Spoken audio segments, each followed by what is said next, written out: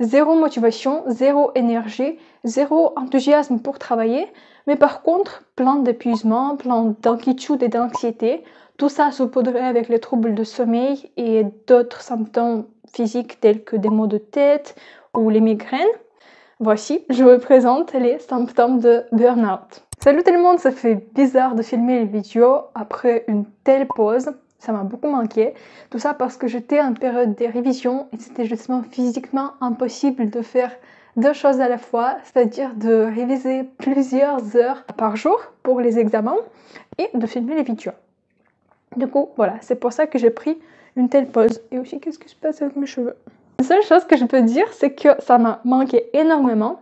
Et là, j'étais vraiment contente de enfin pouvoir mettre tout ça en route, mettre ma caméra, ma lumière et écrire un petit script et voilà, recommencer. Justement, c'est à cause de la période des révisions, ou plutôt grâce à la période de révision que j'avais en mois de janvier, que j'ai eu l'idée de cette vidéo et je voulais parler par rapport au stress, par rapport à la pression qu'on peut ressentir en tant qu'étudiant. C'est une période très stressante pour tous les étudiants, enfin je pense. En tout cas pour moi c'était un peu trop stressant. Je me suis rendu compte que en fait c'est avec le rythme si intense que ça et avec autant de choses à faire, avec les révisions pendant autant d'heures tous les jours, qu'on peut vite se retrouver épuisé et avoir éventuellement un burn-out. Une de mes résolutions pour 2023, ou plutôt un de mes objectifs pour 2023, c'est de prendre soin pour moi. Parce que, en fait, c'est quelque chose que j'ai négligé l'année dernière quand j'étais en première année de médecine, avec le concours, avec autant de pression. Je pense que je me suis mise un peu au dernier plan et je me suis concentrée, je me suis focalisée plutôt sur tout ce que j'avais à faire par rapport aux études. Mais cette année, c'est l'inverse et je privilégie tout ce qui est ma santé et après les études. Et comme je me connais, à la base, je suis une personne qui stresse très facilement. C'est un véritable challenge pour moi. Dans cette vidéo, je vais faire référence à un livre que je vais mettre ici, The 7 Habits of Highly Effective People, ou en français ça donne les 7 habitudes des gens efficaces, mais j'avoue que je préfère les versions en anglais. J'ai lu ce livre il n'y a pas longtemps et c'est surtout le concept qui m'a beaucoup attiré, qui m'a beaucoup plu. Ce concept s'appelle The Eisenhower Matrix. Je voulais l'intégrer dans cette vidéo parce que je trouve que c'est très intéressant et ça peut être utile pour beaucoup de personnes. Selon ce concept, on peut répartir toutes les tâches qu'on a à faire seulement en 4 catégories et on va voir ça tout à l'heure. À chaque fois, quand j'ai l'impression que j'ai trop de choses à faire, je commence par tout lister. C'est-à-dire que je prends une feuille, un stylo et j'écris vraiment toutes les tâches que j'ai à faire en ce moment. Je pense que j'en ai déjà parlé dans mes vidéos précédentes et c'est vraiment une chose numéro 1 que je fais à chaque fois quand je me retrouve, on peut dire, débordée avec toutes les tâches à faire et ça me permet d'y voir un peu plus clair et me sentir mieux. Et une fois qu'on a fini cet exercice, si on peut l'appeler comme ça, parce que c'est tout simplement faire une liste de choses à faire et j'appelle ce processus me vider la tête parce que littéralement ce que je fais c'est de placer toutes les tâches que j'avais dans ma tête sur un papier. On obtient au final une liste avec beaucoup de choses à faire, avec beaucoup de tâches. Et ça peut aller de, je sais pas, sortir la poubelle jusqu'à rendre en mémoire. Ensuite, on va attaquer la partie la plus intéressante. On va prendre une feuille et dessiner un rectangle. Ce rectangle-là va représenter le temps qu'on a à notre disposition. Et on va diviser ce rectangle encore en 4 rectangles. Et tu peux dire pourquoi il me fait diviser les rectangles en rectangles? J'ai énormément de choses à faire et ça me fait que perdre le temps. Mais non, là ce qu'on fait maintenant, c'est une sorte de filtre qui va te permettre de filtrer toutes les tâches que tu as à faire et finalement ça va te permettre de gagner le temps. Alors, revenons à nos moutons. Revenons à 4 rectangles qu'on a fait. On a 4 catégories. La première colonne c'est urgent, deuxième colonne c'est pas urgent. La première ligne de tableau c'est important et la dernière ligne de tableau c'est pas important. Du coup, on obtient 4 catégories, c'est urgent et important, pas urgent et important, urgent et pas important, et pas urgent et pas important. Bon, c'est un peu délicat dit comme ça, mais une fois que tu visualises le tableau, ça va. Et là, ce qu'on fait maintenant, c'est de classer toutes les tâches qu'on a mis sur une liste de toutes les choses à faire, de sortir la poubelle et rendre en mémoire, dans les box. La première partie de ce tableau, c'est urgent et important, c'est la partie réactive, ce qui veut dire que les tâches qui vont être classées dans cette partie doivent être faites en premier. Et c'est la partie qui nécessite le plus d'attention. Cependant, si tu vois que dans un tableau que tu as dressé tout à l'heure, tu vois que tu as beaucoup de tâches dans cette partie réactive, on a un petit problème.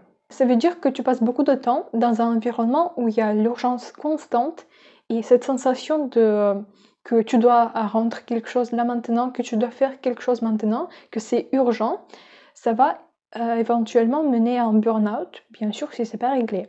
Tout ce qui est urgent, ça va consommer beaucoup d'énergie et ça explique pourquoi en période de révision, en période des examens, on est tellement épuisé et stressé. Et le secret est en fait là, écoute, ça c'est important. Je pense que quand je l'ai appris, je me suis dit, ah en fait c'est pas compliqué. Je sais pourquoi je suis stressée. C'est parce que je fais tout à la dernière minute. Mais il y a une petite chose à faire pour ne pas être stressé. C'est assez facile si on pense un peu en avance.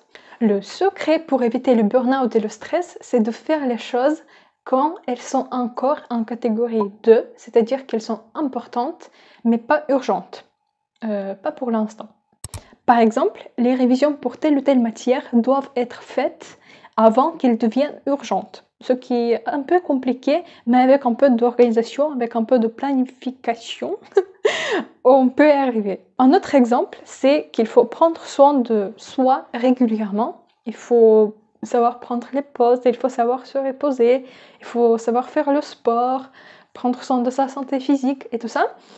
Et il faut le faire régulièrement avant que ça devienne urgent. C'est-à-dire qu'avant qu'on ait une dépression, avant qu'on est malade, il vaut mieux prévenir que guérir. Alors on a vu tout à l'heure que la première partie, c'est la partie réactive. On retrouve les choses qui sont urgentes, qui sont importantes et qui doivent être faites en premier. La deuxième partie, je l'appelle plutôt la partie à planifier. C'est-à-dire que là, on va vraiment travailler sur la régularité. On va prendre soin de soi régulièrement. On va réviser régulièrement pour qu'au final, on ne se retrouve pas avec autant de choses à réviser au dernier moment. Du coup, cette deuxième partie, elle est très importante quand on parle d'éviter le burn-out et être régulier. Maintenant, la troisième partie, les choses urgentes mais pas importantes. Ici, je pense qu'on n'a que deux solutions. Soit on dit non, je ne fais pas cette chose, c'est pas important pour moi. Soit on va déléguer ces choses à quelqu'un d'autre. Mais pourquoi on veut faire ça? Parce qu'en fait, les choses qui sont classées dans cette catégorie ont ce qu'on appelle en anglais perceived urgency, c'est-à-dire que l'urgence qui nous font ressentir ces choses ne vient pas de nous, elle vient d'autres personnes. C'est urgent pour d'autres personnes. Pour la quatrième catégorie, c'est tout simple. Ce sont des choses qui ne sont pas urgentes ni importantes. Ce qu'on va faire, c'est tout simplement, on va essayer de les éviter au maximum. Genre scroller sur Instagram pour regarder les Reels. D'accord, ça nous détend un peu, mais c'est ni urgent ni important. Là, j'ai vraiment écrit le résumé de cette vidéo. Du coup, il faut comprendre que toute chose qui est urgente, ça consomme beaucoup d'énergie. Pour prévenir le burn-out et le stress, tout d'abord, il faut éviter au maximum l'urgence et faire des choses quand elles ne le sont pas. Mais si déjà c'est un peu trop tard et on se retrouve avec plusieurs choses urgentes à faire, premièrement, on va détecter les choses urgentes mais pas importantes et on va essayer de les déléguer ou dire tout simplement non. Parce que c'est pas important pour nous, c'est important et urgent pour les autres. Après, on va s'occuper plutôt de la première catégorie, ce qu'on a vu, ce sont les choses urgentes et importantes, et on va faire tout ça en premier. Et aussi, certains ont tendance à essayer de faire les choses parfaitement. Moi, j'étais comme ça, mais maintenant j'essaie de faire attention. Parce qu'en fait, quand on est submergé par le travail, quand on a beaucoup de choses à faire, quand on est proche de burn-out et quand on est stressé, on ne va pas chercher la perfection. Vaut mieux fait que parfait. J'espère que cette vidéo t'a plu. N'hésite pas à dire ce que tu en penses dans les commentaires. Et aussi, je suis très contente d'être de retour sur ma chaîne YouTube. Du coup, je te dis à bientôt dans les autres vidéos. Ciao!